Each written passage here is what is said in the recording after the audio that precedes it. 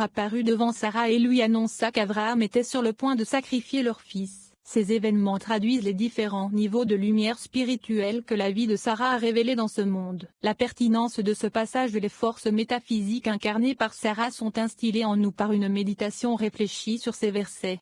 23. Et la vie de Sarah était. Toute cette vie est au-dessus de Bina. 100 ans se réfère à Keter ci-dessus. 20 ans et Shoma et Bina ci-dessus. Les 7 années sont les 7 séphirotes inférieures ci-dessus. C'est le secret des 3 premières et des 7 séphirotes inférieures de Bina, où Sarah a reçu la vie, qui est Moshin. Rabbi Shimon dit, viens et regarde le secret de tout ceci. Pourquoi le chiffre 7 est-il suivi du mot année, alors que tous les autres chiffres sont suivis du mot année? 24. La centaine d'années comprend tout, notamment Keter, qui comprend les 10 séphirotes. Chaque séphira comprend 10, et ensemble elles comprennent 100. Car il y a le lieu le plus élevé et le plus secret de tous, qui est Ari Campine, avec les 100 bénédictions quotidiennes. C'est-à-dire qu'il donne chaque jour l'abondance de 100 bénédictions sur le malkout des 100 séphirotes qu'il contient. Ari Campine est le secret du Keter de Hatzilu. De même, les 20 ans, qui sont Shoma et Bina, comprennent Ari Champin, le plus secret de tous. Pour cette raison, il est écrit année au simple,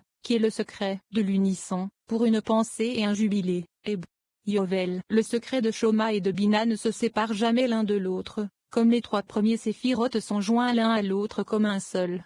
25. Mais les 7 années, qui sont les 7 séphirotes inférieures de Bina, sont séparées les unes des autres et de ce qui est caché au-dessus. Ari Campine. Bien que tout soit uni et que tous soient égaux, les 7 inférieurs se rapportent au jugement et à la miséricorde dans de nombreux aspects et chemins. Il n'en est pas ainsi dans les 3 premiers séphirotes de Bina, car Ari Campine y est enfermé au-dessus de la poitrine, où il n'y a pas du tout de jugement. Pour cette raison, il est écrit 7 ans et non 7 ans, comme pour les 3 premiers séphirotes. Les 10 séphirotes en tirent, les 3 premières et les 7 inférieures, sont appelées vie. C'est pourquoi il est écrit, et la vie de Sarah était, car elle existait. Elle a été créée substantiellement et a existé au-dessus, dans les 10 séphirotes de Bina. 26. Rabbi Shia dit qu'il a été expliqué pourquoi la mort de Sarah est écrite plutôt que celle des autres femmes. Itchak avait 37 ans quand il a été lié, et parce qu'il était lié, Sarah est morte, comme il est écrit, et Abraham vint se lamenter sur Sarah, et la pleurer. Béréchit 23 2.2. D'où venait-il? Du mont Moria, où il liait Itchak. Les 37 années entre la naissance de Itchak et le moment où il a été lié ont été la vie de Sarah, car Veihu était, et 37 ans en valeur numérique, les années entre la naissance de Itchak et sa liaison. Pour mentionner cela, la mort de Sarah est mentionnée dans la Torah. 6. Et les vaches prirent le chemin droit. Rabbi Yossi explique la signification de ce passage difficile des Écritures. Nous apprenons que pendant qu'elles portaient l'arche, les vaches étaient capables de chanter, bien que ce don disparaisse dès qu'elles n'effectuent plus ce travail. Rabbi Shia explique qu'un psaume de David faisant référence à un chant nouveau fait référence à un moment où le psaume ou l'esprit saint ou la nukva, c'est-à-dire notre monde physique, également connu sous le nom de Malkou, rayonnera de la lumière du soleil, ce qui est en soi une référence codée au concept de Makshia. C'est après cela que la résurrection de l'arche aura lieu. C'est après cela qu'aura lieu la résurrection des morts, un moment où le monde sera renouvelé et libéré du règne de la mort. La pertinence de ce passage: une vache est à la fois une métaphore et l'expression physique d'un désir intense de recevoir. Dans cette optique, les vaches sont considérées comme des outils puissants pour attirer l'énergie spirituelle. Ainsi, la viande rouge est un plat recommandé pour le premier repas du Shabbat, car l'énergie interne de la viande sert à attirer la lumière du Créateur. Le parchemin de la Torah,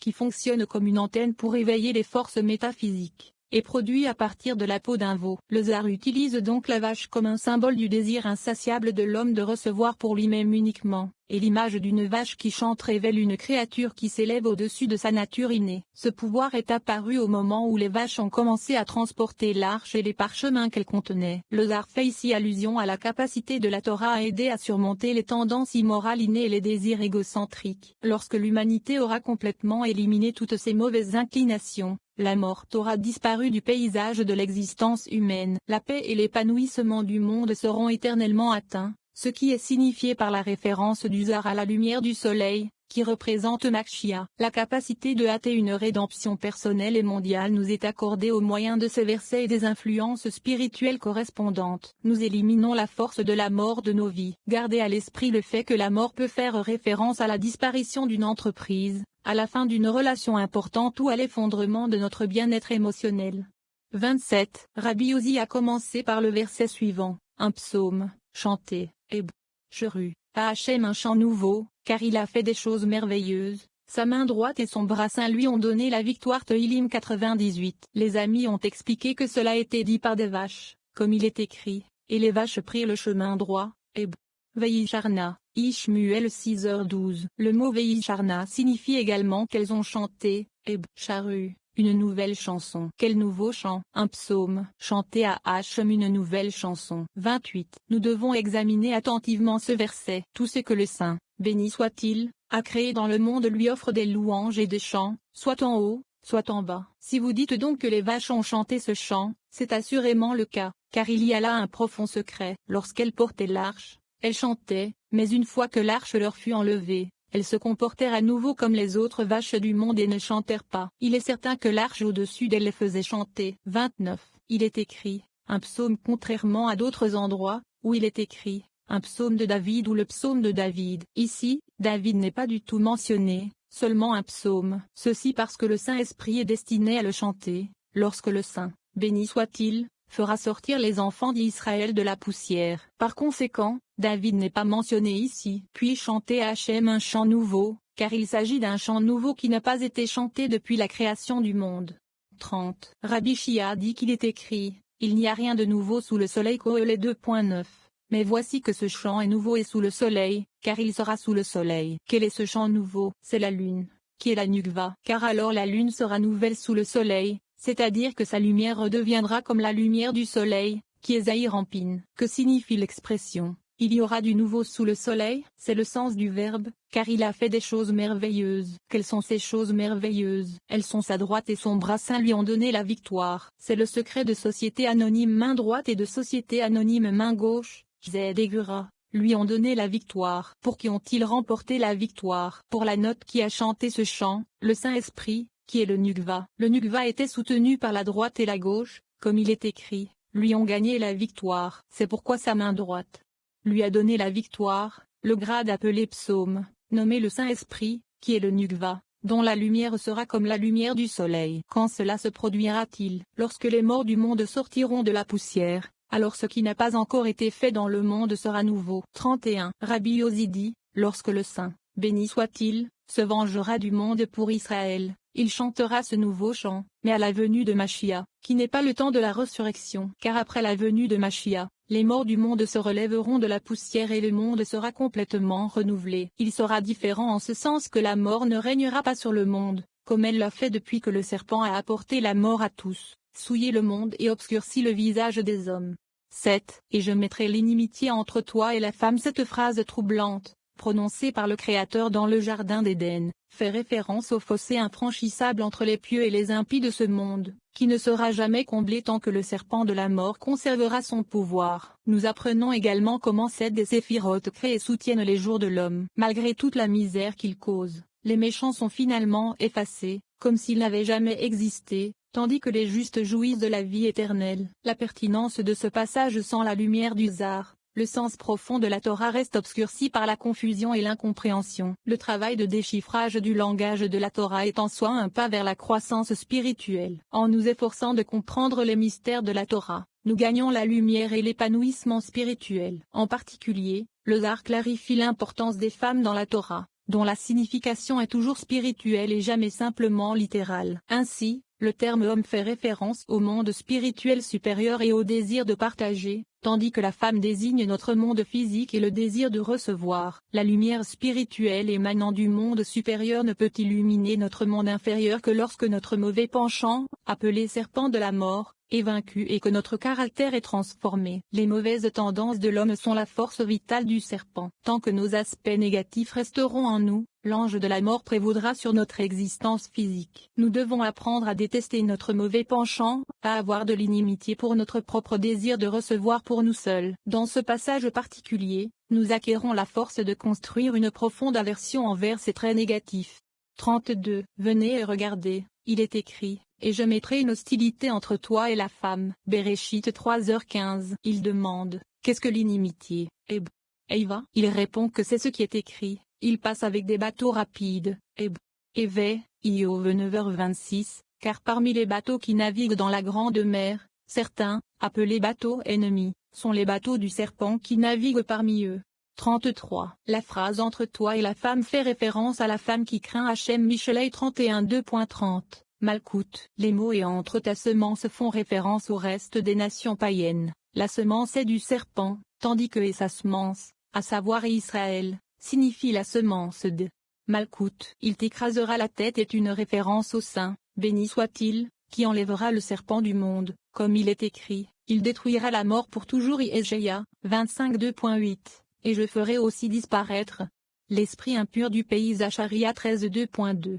34. Le mot tête signifie dans le futur quand les morts vivront, car alors le monde sera maintenu par la tête. Cela signifie que les trois premières séphirotes, le monde surnaturel, brilleront sur elle. Et tu lui meurtriras le talon signifie maintenant dans ce monde, avant que tout soit parfait. Le monde n'est pas entier tant que le serpent mord le monde et obscurcit le visage des gens. 35. Venez et regardez. Les jours de l'homme ont été créés et soutenus par les grades suprêmes, à savoir les 7 séphirotes Jded, Gvura, Tiferet, Netza, Od, Yesod, et Malkout. Une fois qu'ils n'existent pas par ces grades, comme il est écrit, les jours de nos années sont 70. Teilim 92.10, il n'y a pas d'autre grade par lequel se maintenir. Le nombre 70 correspond aux 7 séphirotes, chacune comprenant 10. C'est pourquoi, leur orgueil n'est que trouble et misère. Zacharie 13, 2. Et c'est alors comme s'ils n'avaient jamais existé.